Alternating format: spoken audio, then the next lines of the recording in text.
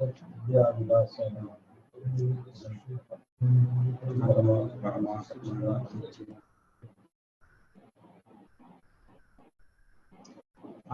प्रयोजन परिच्छेद,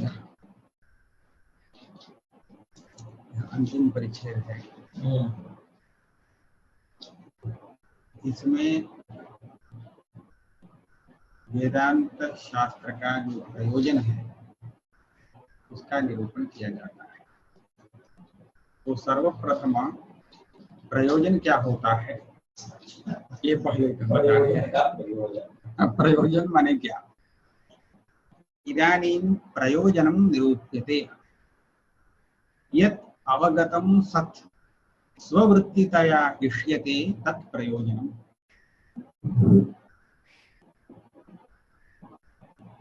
जिसको जान करके अपने के लिए चाहता है वह उसके लिए प्रयोजन बनता है।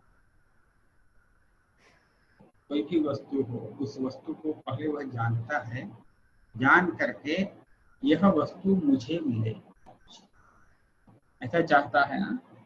तो किस प्रकार का इच्छा का विषय जो है वही उसका प्रयोजन है। ये सामान्यतः प्रयोजन का स्वरूप है। अब देखिए, सुख है, जब तक उस सुख के बारे में कोई पता नहीं रहता तब तक उस सुख को कोई चाहता नहीं। जब पता चल जाता है फिर भी कुछ लोग नहीं चाहते, किंतु जो लोग उसको चाहते हैं उनके लिए वह प्रयोजन बनता है। सुख तो केवल एक उदाहरण है। लोक में सुख से अतिरिक्त सुख साधन भी प्रयोजन हो सकता है, धन इत्यादि है ना। तो धन को जानबूझ करके वह अपने लिए चाहता है, तो अवगतम सत् स्ववृत्तितया इष्यते, इसलिए वो भी प्रयोजन हो सकता है। हाँ, अब इस प्रयोजन में हम दो प्रकार का भेद करेंगे। स्ववृत्ति स्वसंबंधितया,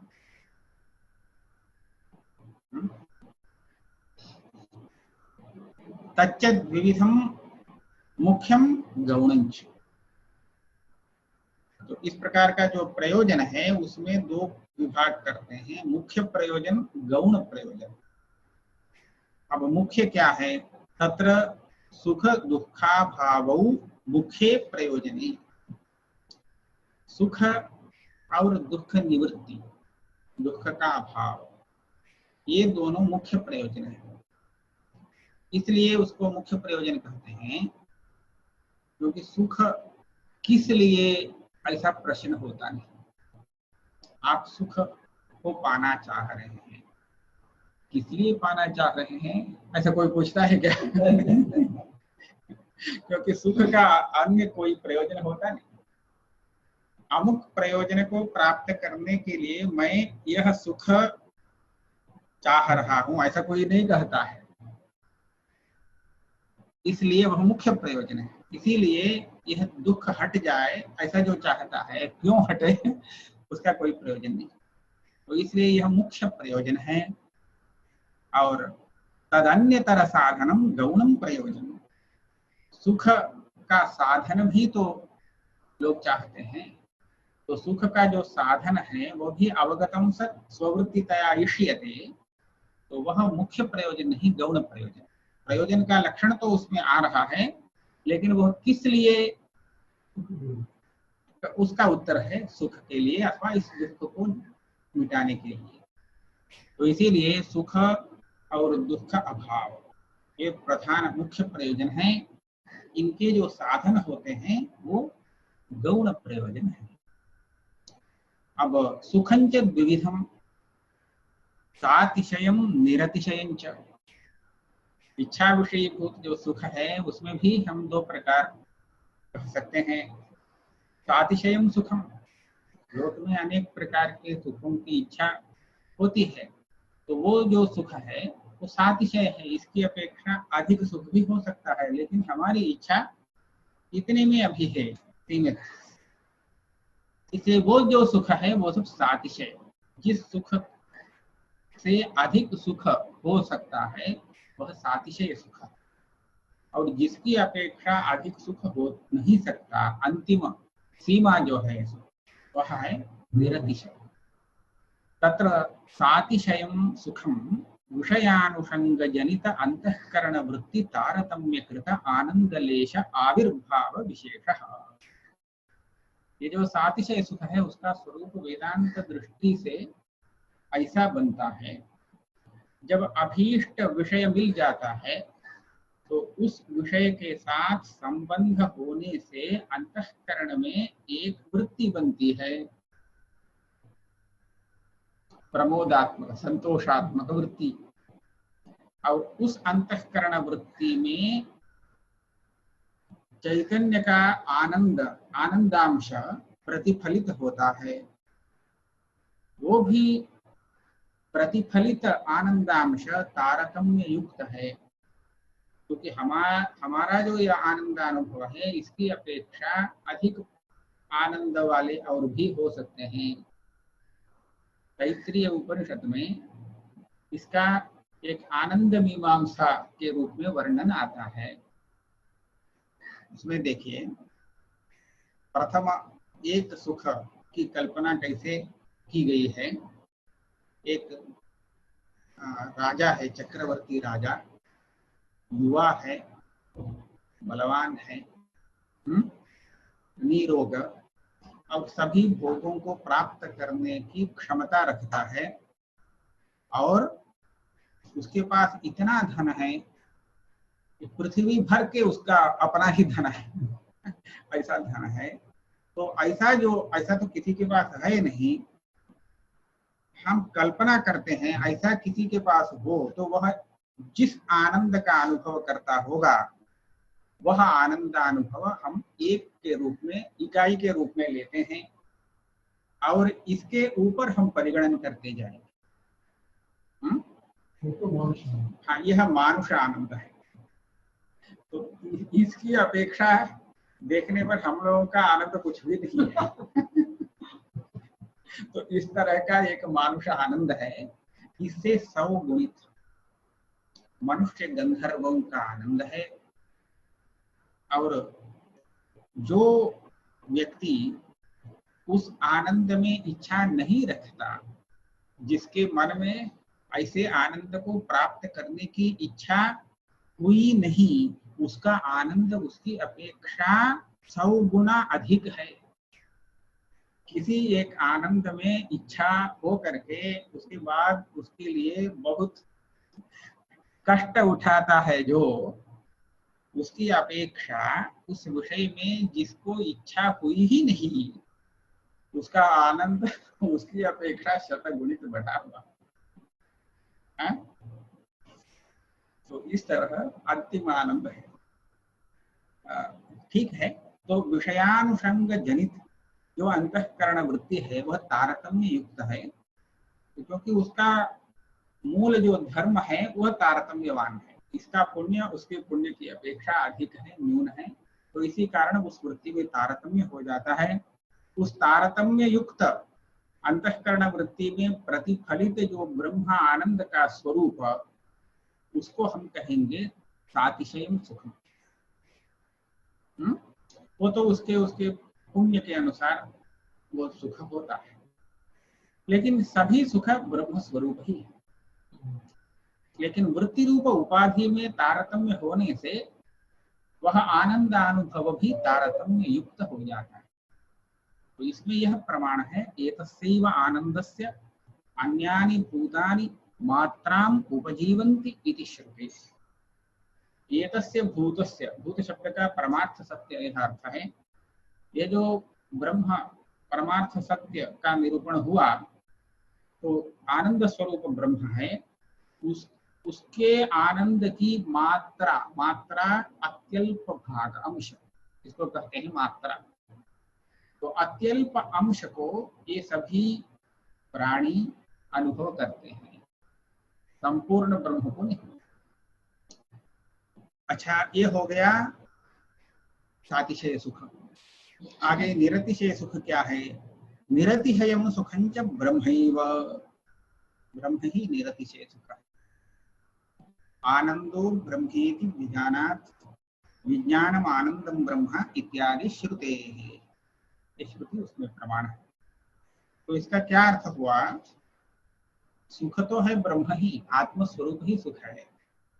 वह जब वृत्ति में प्रतिफलित होकर के भासता है तो उस समय सातिशय सुख होता है, और स्वतंत्र रूप से स्वप्रकाश रूप से भाषित होता है तब वह निरतिशय सुख है। तो उससे अतिरिक्त सांसारिक सुख कुछ होता ही नहीं। ठीक है।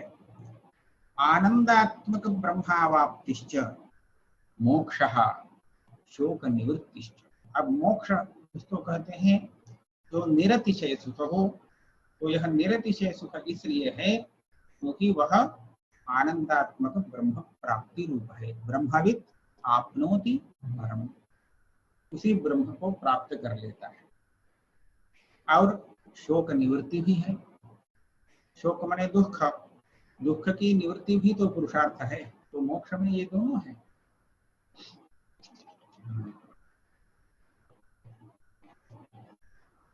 मोक्ष में आनंदात्मक ब्रह्म प्राप्ति है और दुख की आत्यंतिक निवृत्ति है।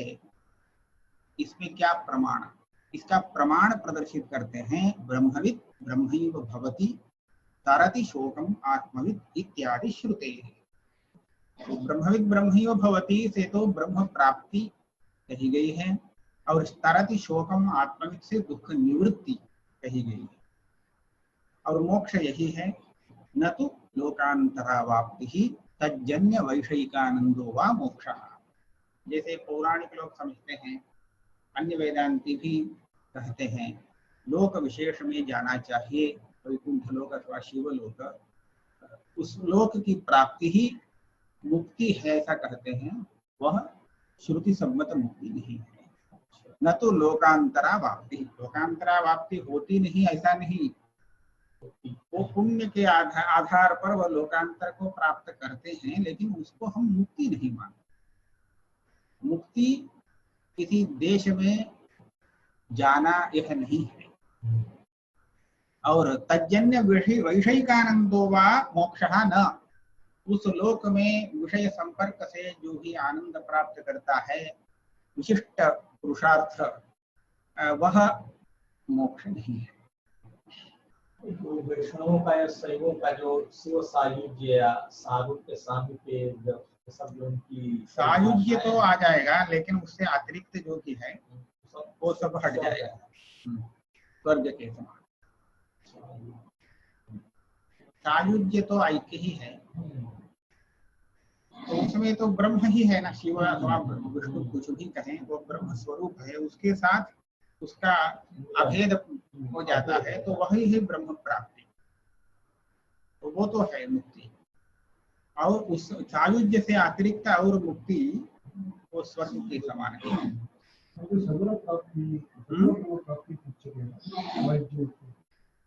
सगुण ब्रह्म प्राप्ति माने किसी लोक में जाना, वहां के ऐश्वर्य का उपभोग करना, परमेश्वर की अनुमति लेकर के। हाँ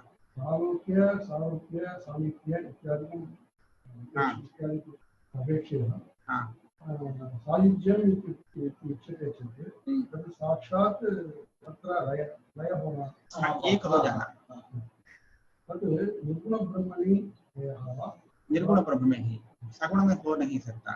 सायुज्यम् इत्युक्ते निर्गुणब्रह्मणि। हाँ, निर्गुण में ही हो सकता है, सगुण में नहीं।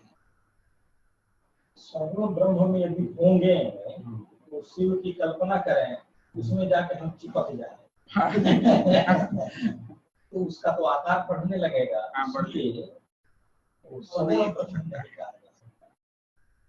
फिर चिपकने मात्र से उसका पूरा आनंद मिलेगा यही नहीं कर सकते है ना।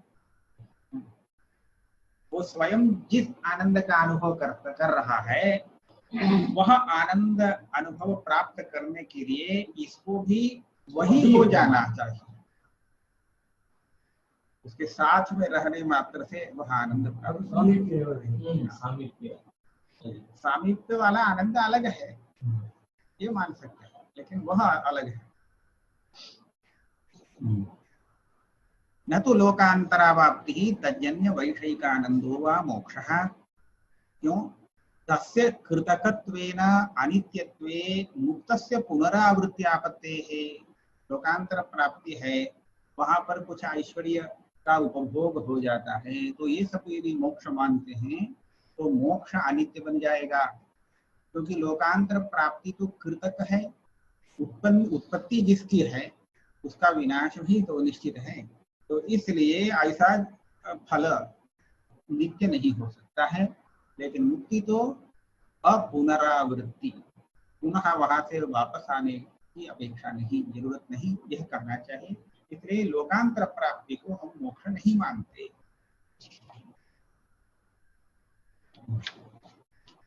हम एक प्रश्न कर रहे हैं, ननु त्वन्मतेऽपि आनन्दावाप्तेः अनर्थ निवृत्तेश्च सादित्वे तुल्यदोषः अनादित्वे मोक्षमुद्दिश्य श्रवणादौ प्रवृत्ति अनुपपत्तिः इति चेत्। आपने श्रुति प्रमाणभूत श्रुति का प्रदर्शन किया, ब्रह्म प्राप्ति मोक्ष है, शोक निवृत्ति मोक्ष है, लेकिन हम आपसे प्रश्न करते हैं, वह जो ब्रह्म प्राप्ति है यह क्या पहले से है अथवा ज्ञान से हुई है? यदि ज्ञान के द्वारा ब्रह्म प्राप्ति हुई है तो इसका मतलब वह ज्ञान से उत्पन्न फल हुआ, और यदि उत्पन्न है तो वह तो टिक नहीं सकता है, नित्य नहीं हो सकता है। इसी प्रकार अनर्थ निवृत्ति, आनंदावाप्ति तो साधी है, इसी तरह अनर्थ निवृत्ति, दुख की जो निवृत्ति है वो भी ज्ञान के कारण हुई है, तो इसीलिए वो भी साधी है, उत्पन्न है, पहले से तो विद्यमान नहीं है। तो इस स्थिति में उत्पन्न हुई वह अनर्थ निवृत्ति वो भी कोई नित्य नहीं मानी जा सकती है, तो इसलिए वो भी अनित्य हो सकता है। पुनरावृत्ति की आपत्ति आपके मत में ही तो है। प्रश्न तो ठीक है।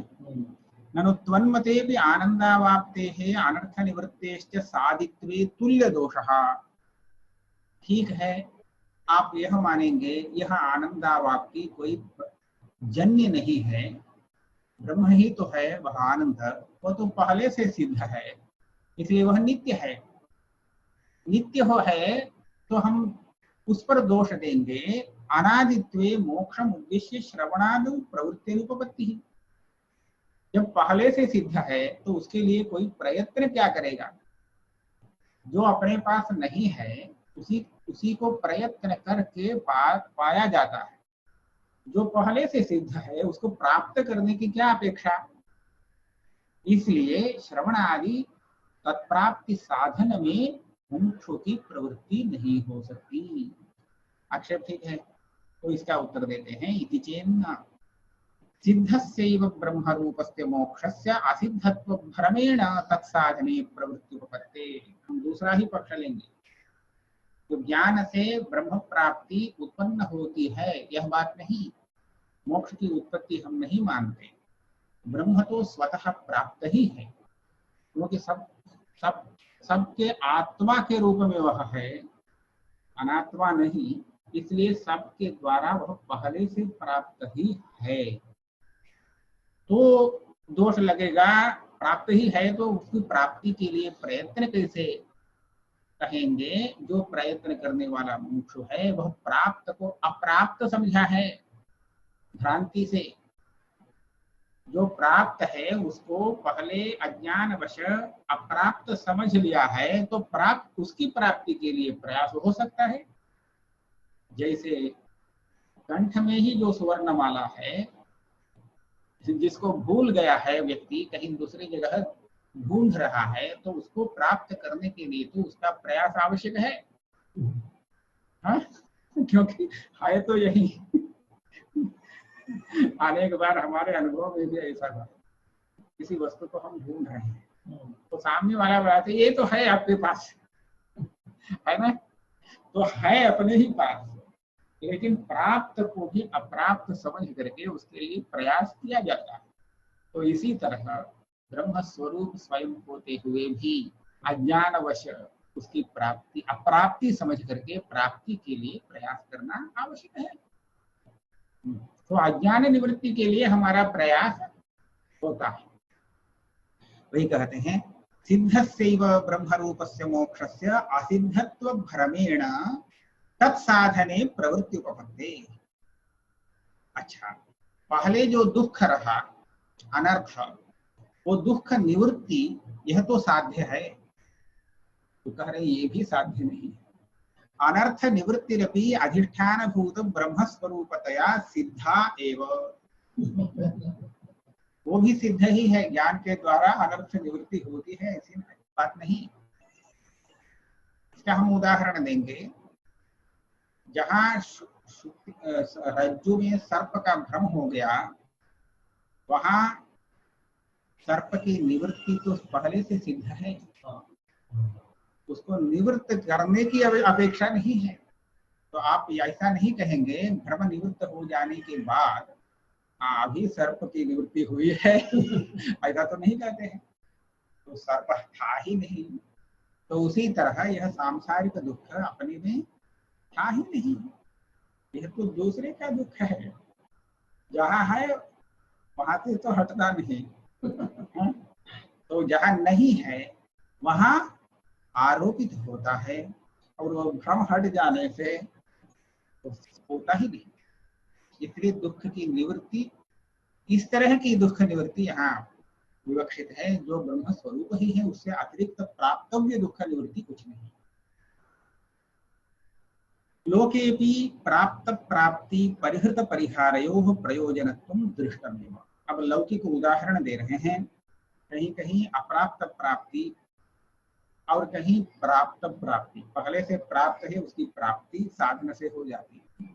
इसी तरह परिहृत परिहार, परिहृत परिहार का अर्थ, परिहार करते हैं हटाना, जो हटा ही हुआ है स्वतः प्राप्त नहीं है, अप्राप्त है, उसके परिहार के लिए भी प्रयास होता है भ्रांति के साथ।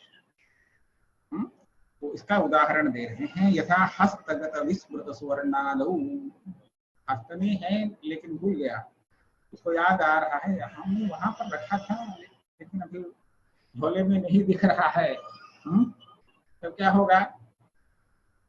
हस्ते सुवर्णम इति आप्तोपदेशात् अप्राप्तमिव प्राप्नोति। हाँ, अब मिल गया। जब उसने कहा आपते नहीं, अरे आपके हाथ में ही है, तब तो मिल गया। अप्राप्तमिव प्राप्नोति, वस्तुतः वह प्राप्त है। इसी तरह यथा वा वलयित चरणायां सहजी सर्पत्व भ्रमवतः पुंसः नायं सर्पः इति आप्तवाक्यात् परिहृतस्यैव सर्पस्य परिहारः प्रसिद्धः। इसके हाथ में, हाथ नहीं, पैर में एक पुष्पमाला लग गई है, वलयित चरणासरख, ये समझ रहा है ये कोई सर्प है, तो डर रहा है। तो पास में जो है आप तो वह कहता है ये सर्प नहीं है, ये तो माला है। तो ऐसा कहने पर उसका डर निकल जाता है। तो कैसे? सर्प का परिहार हो गया, इसीलिए उसके कार्य का भी परिहार हो जाता है, भय भी निवृत्त हो जाता है। तो यही है, यथा वा वलयित चरणायां स्रजी सर्पत्व भ्रमवतः पुंसः नायं सर्पः इति आप्तवाक्यात् परिहृतस्यैव सर्पस्य परिहारः प्रसिद्धः। एवं प्राप्तस्यापि आनंदस्य प्राप्तिः परिहृतस्यापि अनर्थस्य निवृत्तिः मोक्षः प्रयोजनम्। हम थोड़ा विचार करके देख सकते हैं अपने पास क्या अनर्थ है, विचार करके कि हम जिसको अनर्थ समझते हैं वह अनर्थ क्या अपने पास है अथवा नहीं। थोड़ा सा आत्मविचार करने पर हम स्वयं ही यह पाएंगे यह अनर्थ तो मेरे पास है ही नहीं, दूसरे में है वह अनर्थ, और उसको हमने अपने में लगा लिया है उस अनर्थ। तो इस तरह विवेक करने पर उनके लिए यह विषय सुगम हो जाता है। अन्यथा अविवेकी के पास आपको कोई दुख नहीं है ऐसा कहेंगे तो वह कहने वाले को पागल कहेगा। आप पागल हैं, नहीं समझते, ऐसा ही है ना। सच ज्ञानैक साध्य। हाँ देखिए, प्राप्त प्राप्ति और परिहृत परिहार, इसके लिए तो ज्ञान ही साधन बनता है। तो वस्तुतः जो है उसको हटाना, वस्तुतः जो नहीं मिला हुआ है उसको प्राप्त करना, उसके लिए कर्म की अपेक्षा है, कुछ करना चाहिए, स्वयं नहीं प्राप्त होगा। लेकिन जो पहले से प्राप्त है, भ्रांति वशात अप्राप्त है, तो उसकी प्राप्ति के लिए केवल उसका यथार्थ ज्ञान वही अपेक्षित है और कुछ नहीं। सच ज्ञानैक साध्य, केवल ज्ञान के द्वारा ही ऐसा प्राप्त प्राप्ति और परिहृत परिहार फल मिलता है। तमेव विदित्वा अतिमृत्युमेति नान्यः पंथा विद्यते अयनाय इति श्रुते। अब यह श्रुति क्या कहता है? मृत्युम अति एति, मरण ही तो इस संसार में सबसे बड़ा भय है। सब लोग जब तक जीते रहते हैं तब तक पूरा मनमानी करते हैं, तो ईश्वर से भी डरते नहीं। लेकिन जब मरण समय सन्निहित होता है तब सोचते हैं किसी तरह जीवन बच जाए है ना, तब तक नहीं जानते। तो इस मरण का अतिक्रमण करना है, अर्थात मरण जिसको होता ही नहीं, इस तरह की अवस्था को प्राप्त करना चाहिए। मरण अब नहीं होगा, इसके बाद पुनर्मरण का अवसर ही नहीं हो, इस अवस्था को प्राप्त करना चाहिए। तो उसके लिए एक ही साधन है, विदित्वा, तमेव विदित्वा। यदि आप जान जाते हैं जिसको मरण प्राप्त हो रहा है उसको क्या, उसका स्वरूप क्या है, इसको जान जाते हैं, तब तो आपको मरण आएगा नहीं। और इससे दूसरा कोई उपाय है ही नहीं मरण को टालने के लिए। मरण को दूर करने के लिए दूसरा उपाय नहीं है। नान्य पंथा विद्यते अयनाय, अयनम और मृत्यु अतिक्रमणम, अत्ययनम, अति एति, मृत्यु अति एति, मरण का उल्लंघन, अतिक्रमण करना, यही अयन शब्द से कहा गया है। मरण का न होना, इसके लिए ज्ञान को छोड़कर कोई दूसरा साधन है नहीं। तो यहाँ पर हम एक संबंधित विषय है, इसलिए इसको उपस्थापित करेंगे। भगवद गीता में भगवान ने कहा है, जातस्य हि ध्रुवो मृत्युः, ध्रुवं जन्म मृतस्य च, तस्मात् अपरिहार्येऽर्थे न त्वं शोचितुमर्हसि। क्या अर्थ है? जिसका जन्म हुआ है उसका मरण अनिवार्य है, ठीक है, और जिसका मरण हुआ होता है उसका जन्म भी अनिवार्य है। यहाँ प्रथम जो बात है वो तो स्वीकार करने योग्य है, लेकिन उसके बाद जो कहते हैं जिसका मरण होता है उसका जन्म भी अनिवार्य है। ध्रुवम जन्म मृतस्य, जातस्य ही ध्रुवो मृत्यु, मृत्यु का परिहार हो नहीं सकता। और जो मरण को प्राप्त कर लेता है तो उसको पुनर्जन्म भी अनिवार्य है। ध्रुवम, मोक्ष कब होगा? वही तो प्रश्न हो रहा है, तब कब मोक्ष होगा? किसी का मोक्ष होने का अवसर ही प्राप्त नहीं होता है, तो भगवान ऐसा कह देते हैं। तो लगता है ना भगवान ने कुछ गलती की है, कुछ तो कहना चाहिए, लेकिन यहाँ कोई गलती नहीं। हम इसका यथाश्रुत जो अर्थ है वही लेते हैं और वह बिल्कुल ठीक है।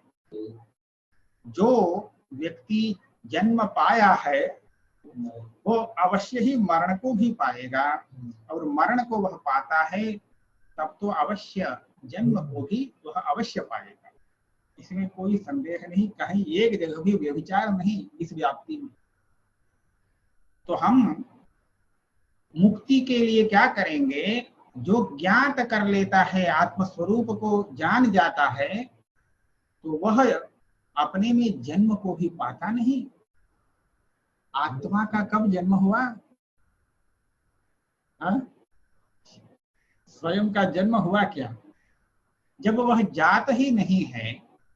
जात किसको कहते हैं? जिसका जन्म हुआ हो। तो अपना जन्म है, ऐसा जन्म हुआ यह मानता है, तो इसका अर्थ है वह आत्मज्ञानी नहीं है। जो आत्मज्ञानी है वह आत्मा का जन्म मानता ही नहीं है। जब वह जन्म नहीं मानता अपना जन्म, तो वह जात नहीं है, तो इसीलिए उसका मरण भी नहीं है। ठीक है? इसलिए जो अपने में अपना जन्म मानता है, मरण मानता है, तो वह तो अज्ञानी है। इसीलिए उसका पुनर्जनन पुनर्मरण यह क्रम चलता रहेगा। तो जहाँ ज्ञान उत्पन्न होता है, तो तब जब ज्ञान उत्पन्न हुआ तो उसका जन्म समाप्त हो गया। वह अपने को जात नहीं कहेगा, वह कहेगा यह शरीर जन्म भाग है। इस शरीर का, इस देह का इस तारीख में जन्म हुआ था। यह शरीर की जन्म तिथि है, मेरी जन्म तिथि नहीं है, इसलिए मेरी मरण तिथि भी कुछ होती नहीं। जिसका जन्म हुआ है उसका मरण होगा, और जो अज्ञानी उस मरण और जनन को अपने में आरोपित कर लेता है, वही जात और मृत होने से पुनः पुनः जनन मरण का भागी होगा। तो ये तो ठीक है। तो ज्ञान हो जाने से क्या हुआ? वह स्वयं जात ही नहीं हुआ, इसीलिए मृत भी नहीं हुआ।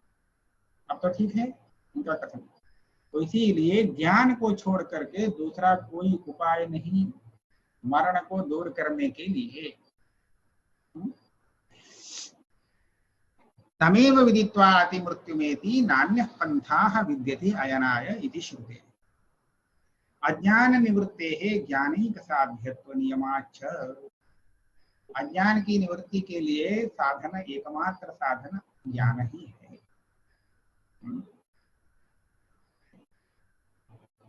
भ्रम की निवृत्ति का दूसरा भी साधन हो सकता है, लेकिन भ्रम कारण जो अज्ञान है, उस अज्ञान की निवृत्ति का साधन एकमात्र तत्व ज्ञान ही है। हम इसलिए कह रहे हैं, किसी को किसी विषय में कोई भ्रम हुआ, वो भ्रम अपने आप ही निवृत्त हो जाएगा कुछ देर के बाद। वह स्वयं अन्यत्र मनाहा जब हो जाता है, रस्सी में सर्प को देखा, कुछ समय तक देखता रहेगा, उसके बाद कितना देर देखेगा, तो वो दूसरे काम से चला जाता है, तब उसका भ्रम स्वयं ही निवृत्त हो जाता है। लेकिन उस भ्रम का कारणीभूत जो अज्ञान है, वह अज्ञान तो रहता ही है। तो वह अज्ञान निवृत्त होने के लिए ज्ञान की ही अपेक्षा है, तत्व ज्ञान। और भ्रम की निवृत्ति के लिए ज्ञान की इतनी अपेक्षा नहीं है। ज्ञान होने पर भ्रम तो निवृत्त होता ही है, लेकिन भ्रम कभी कभी तत्व ज्ञान के बिना भी स्वयं निवृत्त हो जाता है। ठीक है? तो इसीलिए कहते हैं अज्ञान निवृत्ते है ज्ञानैक साध्यत्व नियमाच्च। ठीक है, अब उस ज्ञान को प्राप्त करना है, तो वो क्या ज्ञान है, कैसे प्राप्त होता है? इस कहेंगे तच्च ज्ञानम ब्रह्मात्मैक्य गोचरम अहम ब्रह्मास्मि। यह जो अनुभव है, वही अनुभव यहाँ ज्ञान शब्द से हम लेते हैं। अज्ञान निवर्तक ज्ञान, अयं घटः वैकुंठलोके ब्रह्म अस्ति, ब्रह्म निर्गुणमस्ति इत्यादि ज्ञान नहीं, अहम ब्रह्मास्मि। ऐसा जो अनुभवात्मक ज्ञान है, वही ज्ञान अविद्या का निवर्तक ज्ञान है। इसके प्रमाण के रूप में श्रुति वाक्य उपस्थापित करते हैं। अभयम वै जनक प्राप्तोसि, याज्ञवल्क्य का वचन है। जनक के प्रति हे जनक, आप अभय शब्द से ब्रह्म को लेना है। यहाँ भय का कोई संबंध नहीं, ऐसे ब्रह्म स्वरूप को आप प्राप्त कर लिए हैं। प्राप्त करना जानना है, क्योंकि अभी उपदेश ही दिया है, तो उपदेश से तो ज्ञान ही तो होता है, और उसको जानना ही उसको प्राप्त करना है। तद आत्मानमेव वेद अहम ब्रह्मास्मि इति श्रुतेश्च, यह भी बृहदारण्यक में है। तो वहां वह अपने को जब अहम ब्रह्मास्मि ऐसा अनुभव करता है, तो वह उसी समय सर्वम अभवतु, सब एकात्म भाव को प्राप्त कर लेता है। और तत्त्वमस्यादिवाक्योत्थम ज्ञानम मोक्षस्य साधनम इति नारदीय वचनाच्च, नारद उपपुराण, नारद पुराण है, उपपुराण पुराण पता नहीं, पुराण है ना, तो नारद पुराण का यह वचन है। हाँ, नारद है पुराण में। तो तत्त्वमस्यादि वाक्य से जो ज्ञान होता है वही ज्ञान मोक्ष का साधन है। देखिए, तत्त्वमसि वाक्य से जो ज्ञान होगा उसका आकार अहम ब्रह्मास्मि होता है। तत्त्वमसि ऐसा ज्ञान नहीं होता है। इस वाक्य को सुनने पर अहम ब्रह्मास्मि ऐसा ज्ञान होना चाहिए।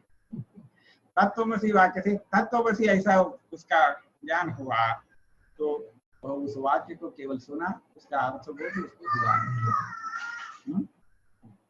कुछ लोग आक्षेप करते हैं, आप ऐसे कैसे कह रहे हैं, तत्त्वमसि में इस वाक्य में तो अहम शब्द ही है नहीं, और अहम ब्रह्मास्मि ऐसा शाब्द बोध उस वाक्य से कैसे होगा। वाक्य, उस वाक्य में अहम ऐसा पद ही नहीं है, तो तत्त्वमसि वाक्य से उत्पन्न होने वाला शाब्द बोध वह कैसे अहम ब्रह्मास्मि हो सकता है, ऐसा प्रश्न करते हैं। तो उसका यही उत्तर है, ये तो लोक न्याय में सिद्ध है। देवदत्त को देख करके, हे देवदत्त, तुम परीक्षायाम उत्तीर्णोसि ऐसा यदि कहता है, तो वह क्या समझता है, अहम परीक्षायाम उत्तीर्णोस्मि ऐसा समझेगा कि कहने वाला तुम तुम उत्तीर्णोसि ऐसा कहेगा, है ना। तुम सर्वनाम शब्द का ही स्वभाव, तुम और अहम एक होता है वहां पर, ठीक है। तच्च ज्ञानम अपरोक्ष रूपम, यहाँ तत्त्वमसि इत्यादि वाक्य से जो अहम ब्रह्मास्मि बोध होता है, यह बोध परोक्ष शाब्द बोधात्मक नहीं, शाब्द बोध तो है लेकिन अपरोक्ष शाब्द बोध है। परोक्ष होता तो अज्ञान निवर्तक नहीं बन सकता, तो इसलिए शब्द प्रमाण से भी हम अपरोक्ष ज्ञान मानते हैं, अपरोक्ष ज्ञान की उत्पत्ति होती है। परोक्षत्वे अपरोक्ष भ्रम निवर्तकत्वानुपपत्ते है, क्योंकि अहम मनुष्य है, यह भ्रम तो प्रत्यक्ष भ्रम है, अपरोक्ष भ्रम है। इस अपरोक्ष भ्रम को निवृत्त करने का सामर्थ्य अपरोक्ष बाधक ज्ञान में ही हो सकता है, परोक्ष में नहीं। इसीलिए उस वाक्य से उत्पन्न होने वाला ज्ञान अपरोक्ष ब्रह्मात्मक ज्ञान ही है। और तच्च अपरोक्ष ज्ञानम तत्त्वमस्यादि वाक्यादिति केचित् मनन निधिध्यासन संस्कृत अंतःकरणादेव इत्यापरे। यह अहम ब्रह्मास्मि ऐसा अनुभव, अपरोक्ष ज्ञान, तत्त्वमसि यह जो उपदेश वाक्य है उसी वाक्य से साक्षात उत्पन्न होता है। यह विवरणाचार्य, विवरण मतानुसारियों का पक्ष है। भामती मतानुयायी ऐसा कहते हैं, उसको सुन करके, जान करके फिर मनन निधिध्यासन सब करता है। तो मनन निधिध्यासन करते समय उसको जो भावना प्रकर्ष बनता है, उस भावना प्रकर्ष सहित अंतःकरण के द्वारा ऐसा अनुभव प्राप्त होता है। मनन निधिध्यासन संस्कृत अंतःकरणात्, अंतःकरण से अहम ब्रह्मास्मि ऐसा अपरोक्ष अनुभव प्राप्त होता है, वाक्य से नहीं। शब्द प्रमाण से शाब्द बोध परोक्ष ज्ञान ही होता है, और अपरोक्ष अनुभव अंतःकरण से होता है, मानस अनुभव है ऐसा वो मानते हैं। तत्र पूर्वाचार्याणाम अयम आशय। हम शाब्दापरोक्षवाद का निरूपण करते हैं। जो लोग शब्द से भी अपरोक्ष ज्ञान उत्पन्न होता है ऐसा मानते हैं, उनका आशय क्या है। संविदापरोक्षम न कर्ण विशेषोत्पत्ति निबंधनम किंतु प्रमेय विशेष निबंधनम इति उपपादितम्। हमने प्रत्यक्ष परिच्छेद में विषयगत प्रत्यक्षत्व, ज्ञानगत प्रत्यक्षत्व, इसका सब निरूपण किया। उसका संक्षेप से स्मरण कर लेना उचित है।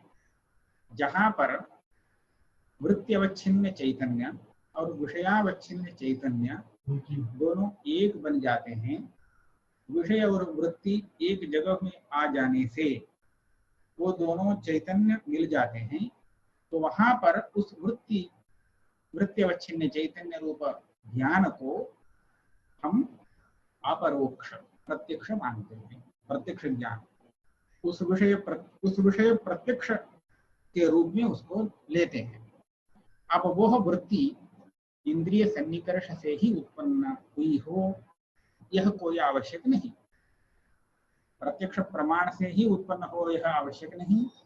शब्द प्रमाण से उत्पन्न होने पर भी यदि वृत्तिवच्छिन्न चैतन्य और विषयावच्छिन्न चैतन्य एक बन जाते हैं तो वह ज्ञान अपरोक्ष ज्ञान ही होता है, प्रत्यक्ष होता है। ऐसा कहा था ना, वही यहाँ देना चाहिए।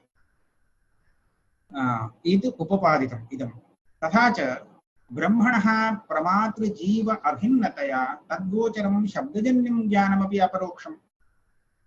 यहाँ जिसके प्रति, जिस प्रमाता के प्रति उपदेश कर रहे हैं वह उससे अभिन्न ही वह ब्रह्म है, ऐसा ही उपदेश कर, तुम ब्रह्मासि ऐसा उपदेश कर रहे हैं। तो अहम ब्रह्मास्मि ऐसा जो बोध होगा वह तो प्रमात्र विषय का ही बोध है। इसलिए वृत्त्यवच्छिन्न चैतन्य और विषयावच्छिन्न चैतन्य अवश्य अभिन्न हो जाते हैं, अतः उस ज्ञान को हम अपरोक्ष ज्ञान मानेंगे।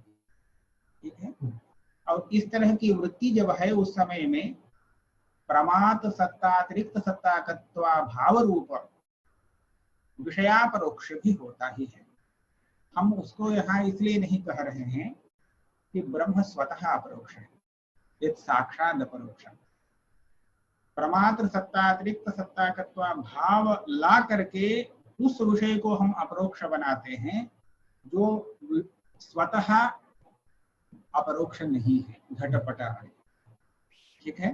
तो घट प्रत्यक्ष पट प्रत्यक्ष में हम उस प्रक्रिया को लगाते हैं, लेकिन यहाँ जो आत्म स्वरूप है वह स्वतः अपरोक्ष है, तो इसलिए हम उस वृत्ति ज्ञान को उसका अपरोक्ष ज्ञानापरोक्ष लगा लेते हैं, तो इतना हमारे लिए पर्याप्त है।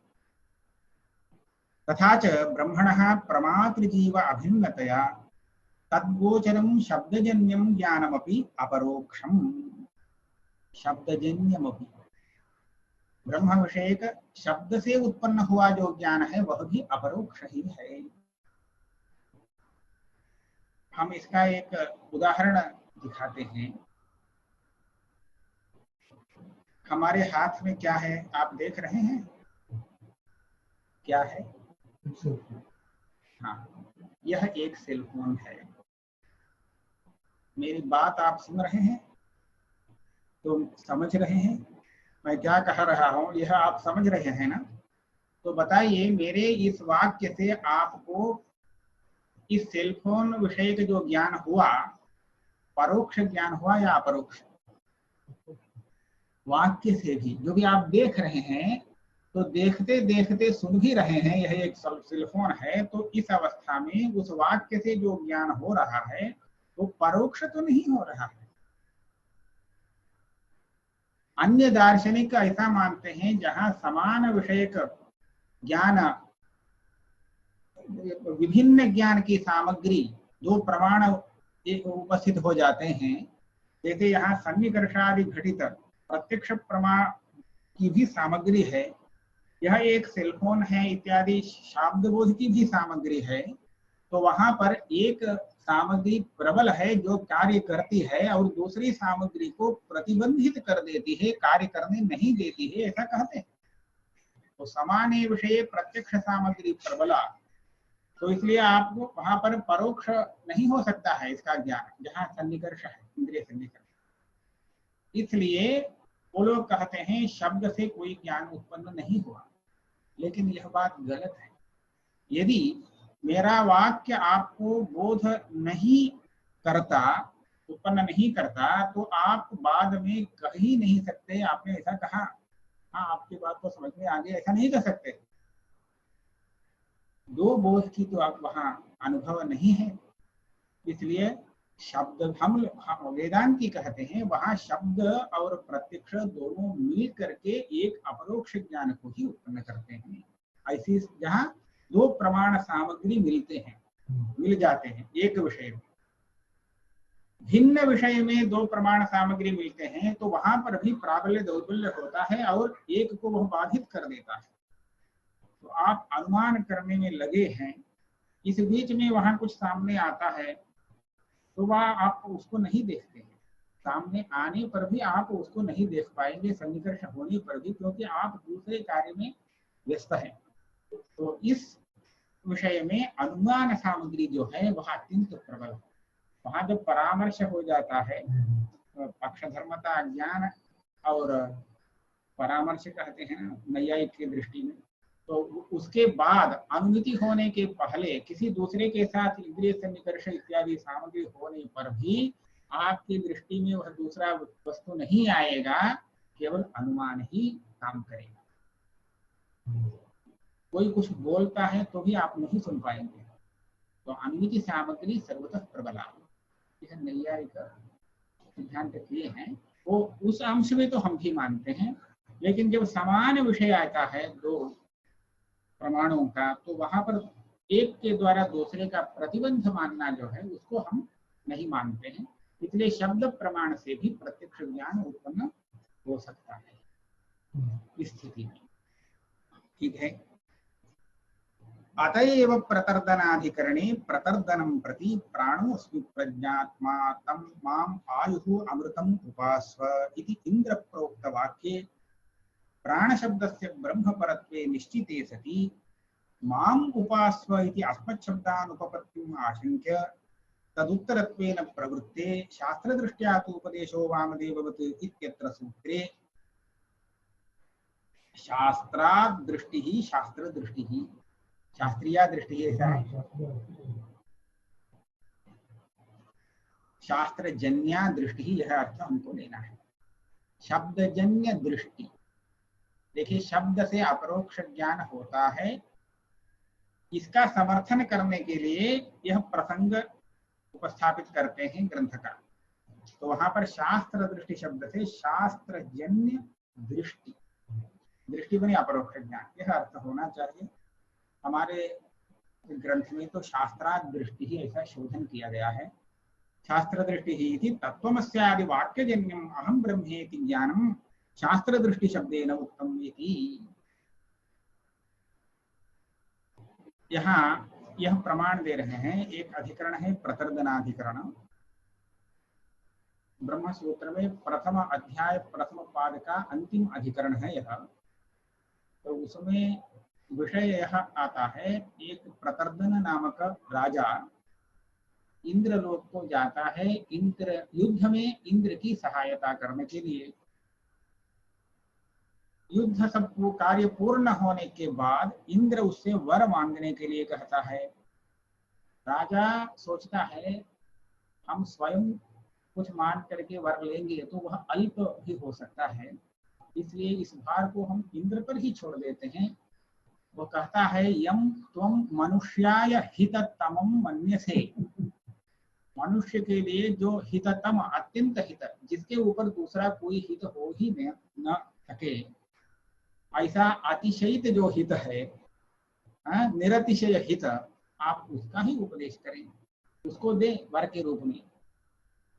अब इंद्र देता तो है, लेकिन वह हिततम क्या है, वहां वाक्य का निर्णय करने के बाद, अर्थ निर्णय होने के बाद यह होता है वह ब्रह्म है। तो उसकी अपेक्षा आत्मस्वरूप से अधिक हिततम कुछ होता ही नहीं। सबके लिए अपना बंधु, अपने से अन्य जो है वो आपेक्षिक हित होते हैं, तो दूसरे की अपेक्षा यह अपना हित है, आप्त है, अच्छा है। लेकिन स्वयं जितना हित है आत्मस्वरूप हो, उतना हित तो दूसरा हो ही नहीं सकता है। तो इसलिए वही आत्मस्वरूप वही हिततम है, तो उसका उपदेश दिया। लेकिन उपदेश करते समय ये तो निर्णय हो चुका है, इंद्र का वचन देखिए कुछ उल्टा पड़ गया है। वह कहता है माम उपास्व मामेव विजानीहि, माम एव विजानीहि, एव का अर्थ लगा दिया है। केवल मुझे ही तुम समझना, यही तुम्हारे लिए, मनुष्य तुम्हारे लिए नहीं पूरे मनुष्य जाति के लिए हिततम है, मुझे समझना। अब आ गया संकट। सूत्रकार यहाँ पर प्रश्न उठा रहे हैं, यदि यहाँ पर ब्रह्म का उपदेश ही विवक्षित है तो इंद्र ऐसा कैसे कहता है मामेव विजानीहि ब्रह्मैव विजानीहि परमात्मानमेव विजानीहि, ऐसा वाक्य उसका होना चाहिए। लेकिन वह क्या कह रहा है, माम विजानीहि। प्रश्न ठीक है ना? उत्तर दे रहे हैं शास्त्र दृष्टिया, यह इंद्र अभी शास्त्र दृष्टि से यह बोल रहा है, माम शब्द का प्रयोग कर रहा है। शास्त्र माने तत्वमसि इत्यादि शास्त्र, तत्वमसि इत्यादि शास्त्र से जो दृष्टि प्राप्त हो रही है वह दृष्टि क्या है, ज्ञान अहम ब्रह्मास्मि। अब देखिए वह स्वयं को ब्रह्म के रूप में देख रहा है और यह जानता है ब्रह्म का ज्ञान ही मनुष्य के लिए हिततम है, तो कैसा उपदेश देगा, मामेव विजानीहि। ऐसा समझिए आप इंद्र के पास नहीं जा करके साक्षात परमात्मा के पास जा करके बोल रहे हैं जो अत्यंत हिततम है उसका उपदेश कीजिए। तो वह परमात्मा क्या कहेगा, ब्रह्म क्या कहेगा, मामेव विजानीहि, ऐसा ही कहेगा ना, उसका वाक्य ऐसा ही होगा। तो वही दृष्टि है इंद्र की।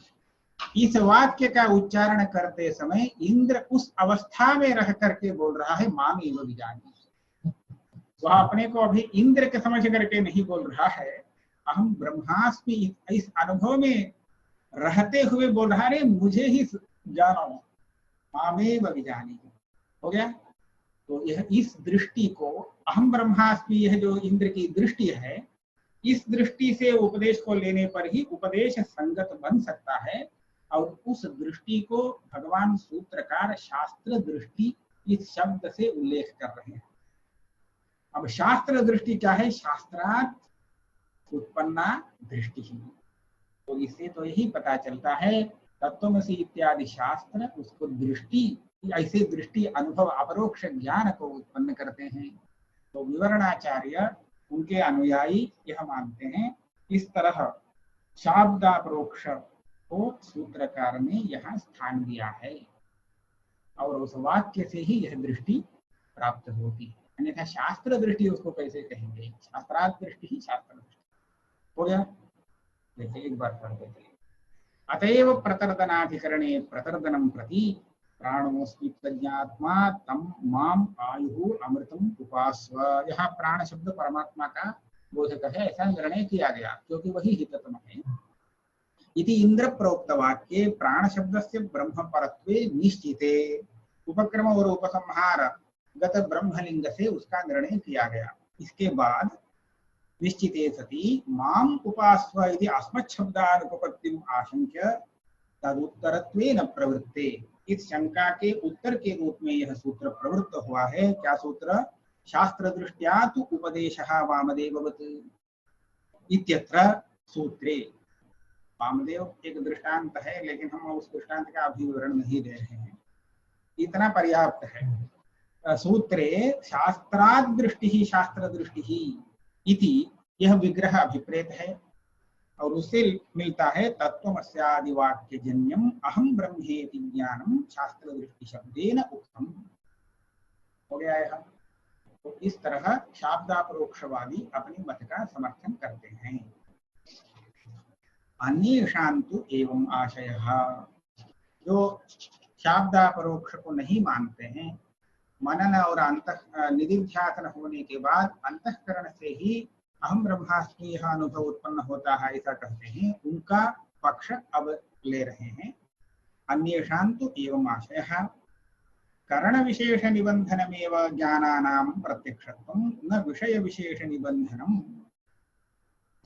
ज्ञान प्रत्यक्ष तभी हो सकता है जब वह प्रत्यक्ष प्रमाण से उत्पन्न हुआ हो।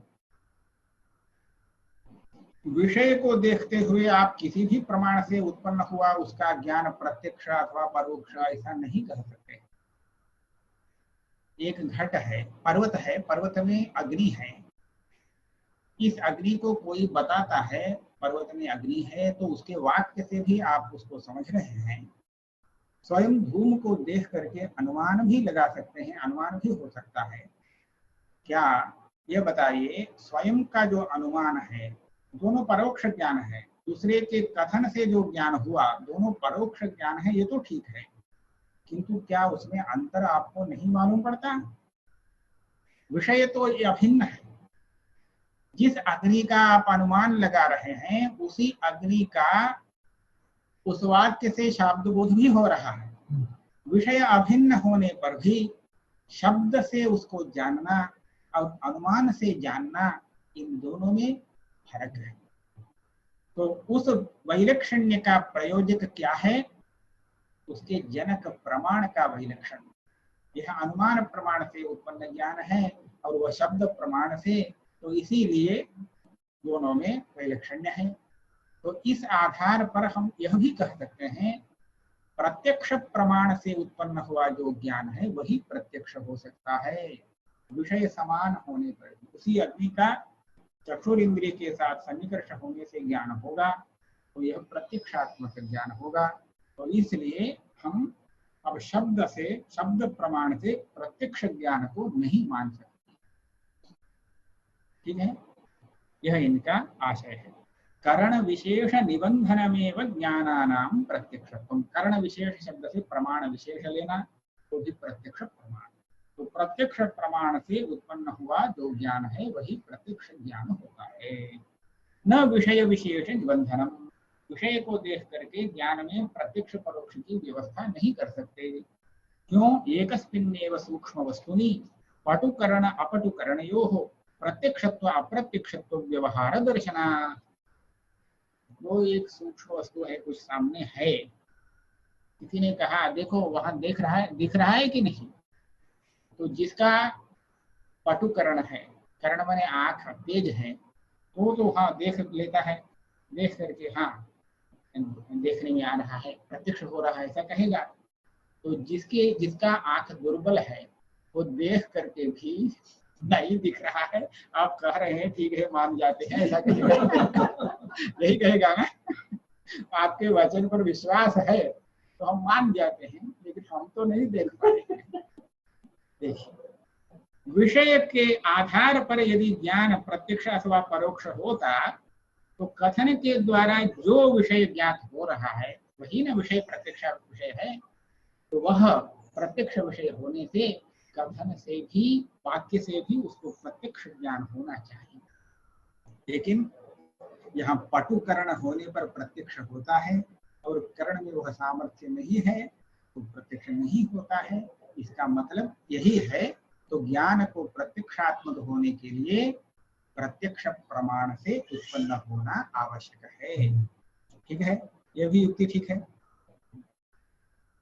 अच्छा, तथा च संवित साक्षात्वे इंद्रियजन्यत्वस्यैव प्रयोजकतया न शब्दजन्य ज्ञान से अपरोक्षत्वम्। इसका निष्कर्ष यह आएगा, संवित माने ज्ञान, वह साक्षात्व माने साक्षात्कारत्व, वह प्रत्यक्ष रूप तभी हो सकता है जब वह प्रत्यक्ष प्रमाण से उत्पन्न हुआ हो। अब शब्द से उत्पन्न होने वाला ज्ञान कभी भी प्रत्यक्षात्मक नहीं हो सकता। अच्छा, तो ब्रह्म साक्षात्कार कैसे होगा?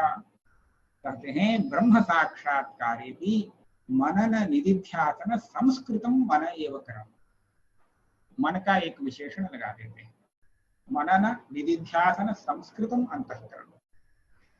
अन्यथा अंतःकरण तो अपने पास पहले से है, तो ब्रह्म साक्षात्कार क्यों नहीं हुआ? आपको तो है अंतःकरण। तो इसका अर्थ इस आक्षेप का समाधान तभी मिल सकता है।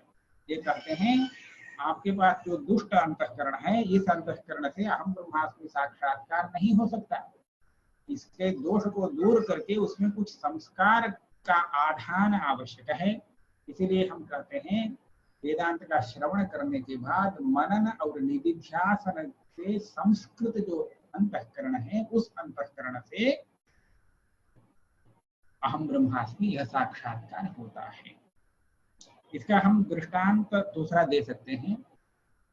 जब शास्त्रीय संगीत हम सुनते हैं तो वहाँ जो स्वर है, सप्त स्वर जिसको कहते हैं, तो शास्त्र का ज्ञान जिसको नहीं है तो वो भी सुनता ही है, उसके भी काम तो ग्रहण करते हैं, लेकिन वह विवेक नहीं कर पाता है यह क्या स्वर है, ठीक है अथवा ठीक नहीं है, इसका निर्णय वह नहीं कर पाता है।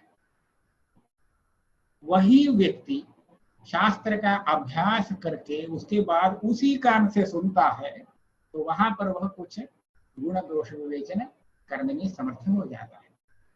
लेकिन सुनने पर ही वह समर्थ हो सकता है, बिना सुने तो वह नहीं कह पाएगा, है ना।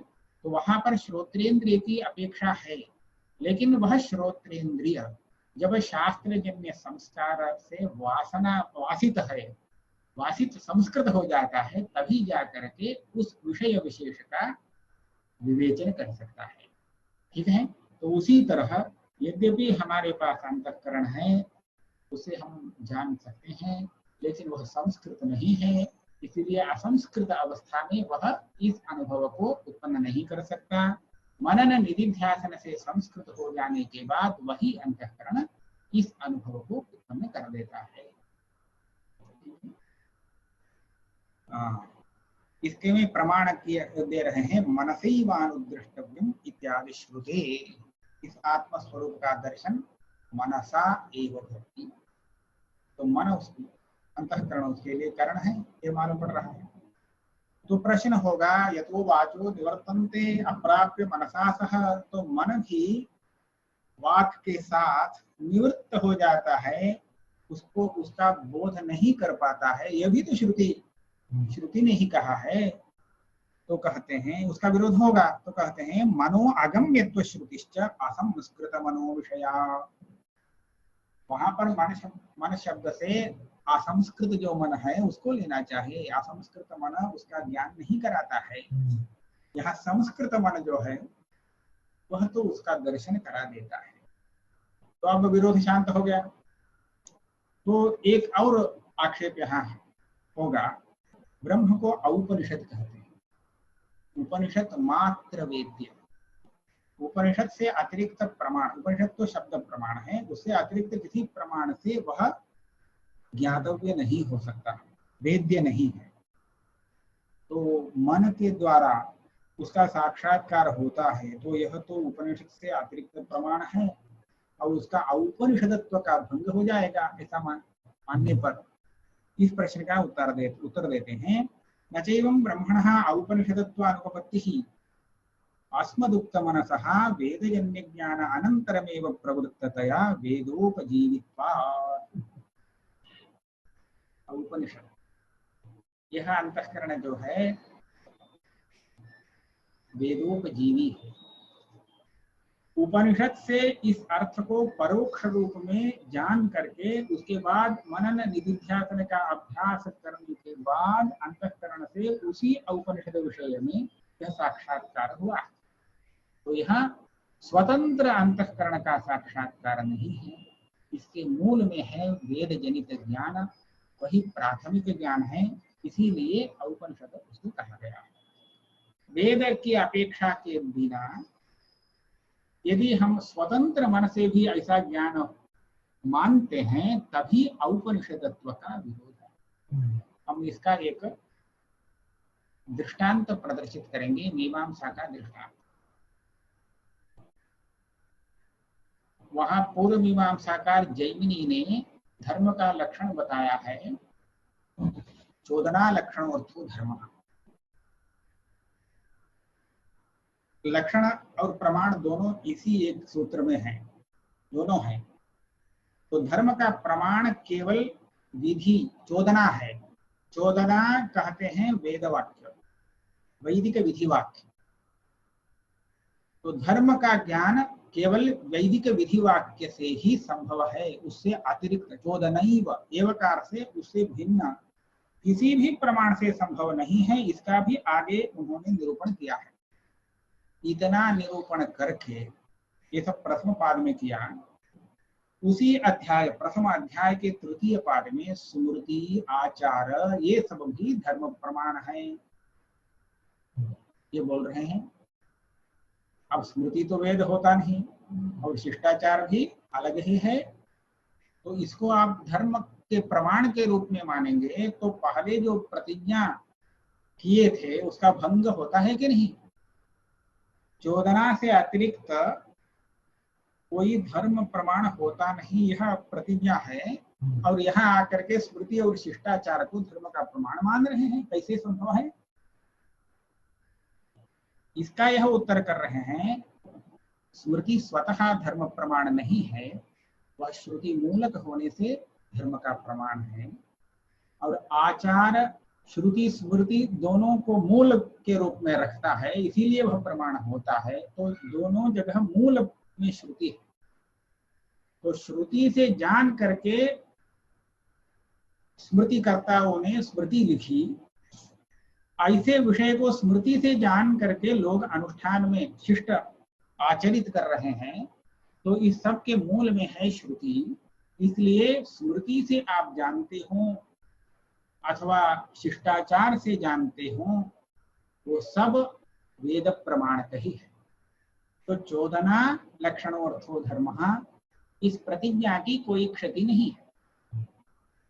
देखिए, वेद का अध्ययन करना चाहिए, यह तो हम स्वाध्यायोद्धेतव्यः इस श्रुति वाक्य से जानते हैं, यही ना उसका मूल है।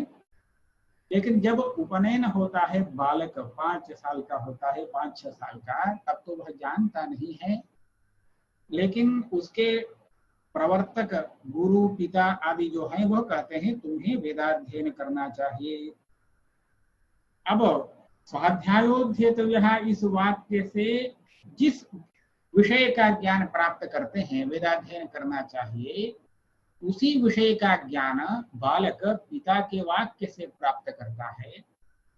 आप यह बताइए, तो इस विषय में स्वाध्यायोद्धेतव्यः वेद एक प्रमाण है और पिता का वाक्य दूसरा प्रमाण है, ऐसा आप मान सकते हैं? नहीं। तो बालक पिता के वाक्य से उसी विषय को समझता है जो वेद प्रतिपाद्य है, और पिता भी स्वतंत्र होकर के वह नहीं कह रहा है, वेद से ही उस अर्थ को जान करके बालक का जो कर्तव्य है उसको बोधित करता है। तो यहाँ पर वेद मूलक पिता का वाक्य है और उसका जो ज्ञान है वह भी वैदिक ही है। जब वेद निरपेक्ष प्रमाण से उसी विषय का ज्ञान होगा, तभी वेदिक गम्यत्व का विरोध होगा। तो इस तरह देखेंगे तो उपनिषद मूलक अंतःकरण प्रमाण से उस ब्रह्म का साक्षात्कार होने से औपनिषदत्व की क्षति होती नहीं। उपनिषद को दूर रख करके स्वतंत्र मन से अंतःकरण से यदि साक्षात्कार मानते, तभी औपनिषदत्व का भंग होता है। ठीक है, तो यही कह रहे हैं, न चैवं ब्रह्मणः औपनिषदत्व अनुपपत्तिः अस्मदुक्त मनसः वेदजन्य ज्ञानानन्तरमेव प्रवृत्ततया वेदोपजीवित्वा। वेद अनुपजीवी मानांतर जन्य साक्षात्कार मानने पर औपनिषदत्व का भंग होगा। यह जो प्रमाणांतर है तो इसको हम स्वतंत्र प्रमाणांतर नहीं कहेंगे, यह तो वेद आश्रित है, वेद मूलक है। हाँ, तब शास्त्र दृष्टि ऐसा सूत्रकार कहे थे ना, तो शास्त्र दृष्टि थे तो शास्त्र से ही साक्षात दृष्टि होती है, ऐसा वर्णन किए थे। तो उसको आप क्या कहेंगे, करते हैं वही। हाँ, वेद अनुपजीवी मानांतर गम्यत्वस्यैव वेद गम्यत्व विरोधात्, ये हो गया। शास्त्र दृष्टि सूत्रमपि ब्रह्म विषय मानस प्रत्यक्षस्य शास्त्र प्रयोज्यत्वात् उपपद्यते। शास्त्र से साक्षात उत्पन्न दृष्टि ऐसा अर्थ लेने की अपेक्षा नहीं, शास्त्र प्रयोज्य दृष्टि।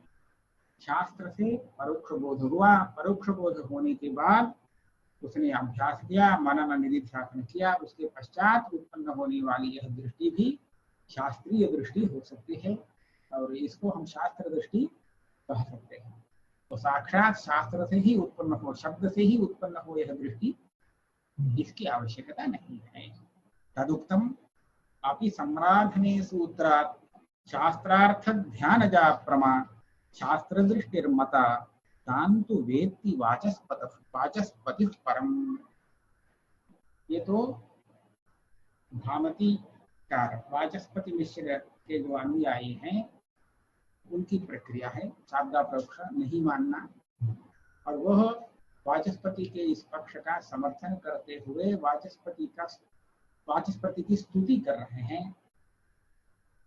यहाँ पर शास्त्र दृष्टि शब्द जो है सूत्र में, शास्त्र दृष्टियातोपदेश, वहां शास्त्र दृष्टि शब्द से क्या अर्थ लेना है, यह सूत्रकार अपि सम्राधने प्रत्यक्षानुमानाभ्याम इस सूत्र में निर्दिष्ट किए हैं, उसी अर्थ को यहाँ लेना है।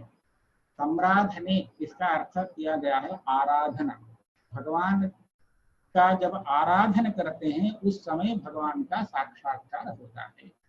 जब उस वाक्य सुनते हैं उस समय नहीं। भक्ति ध्यान प्रणिधानाद्यनुष्ठानम, यह है सम्राधनम।